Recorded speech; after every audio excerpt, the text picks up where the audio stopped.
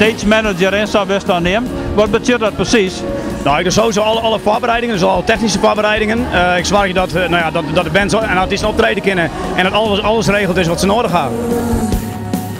In die hele voorbereidende fase dan denk ik mij, nou, hoe het podium eruit ziet in maat, hoe de licht eruit ziet in maat, dat soort zaken. En dan komen er wat wensen vanuit de artiesten uitrollen, zeg maar, en dan mag ik zorgen dat het gewoon van is.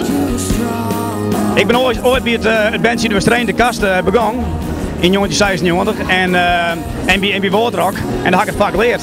Nou ja, toen de kast stapte op een bepaald moment en ja, nu ook 26 festivals per jaar. Het gaat bij mij echt van klassieke concerten tot metal tot dance. Daar ben ik op plek, dus ik al heel lang. Bijvoorbeeld Veenhoop is ik al 18 jaar. En Dikkie Woensdag in Steenwijk is ik al 13 jaar. Dus dat ben ooropdrachtjouwers. En dat vind ik eigenlijk het allermooiste, want ja, dan wist je wat zonder mensen gast. En nou ja, dan groeit er een boom en ja, dat is prachtig. En hoe redt dat nou daar? Bij Jirre? Ja, supergoed. Ja. Ja, het is altijd op zijn eerste dag nog even inderdaad de laatste puntjes op die.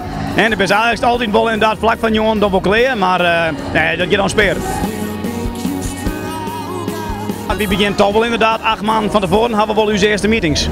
En dan praten we hoe de artistieke vorm en hoe de productionele vorm en nou ja, hoe de artiesten. En, dus ja, dan had je een eerste meeting wel, ja.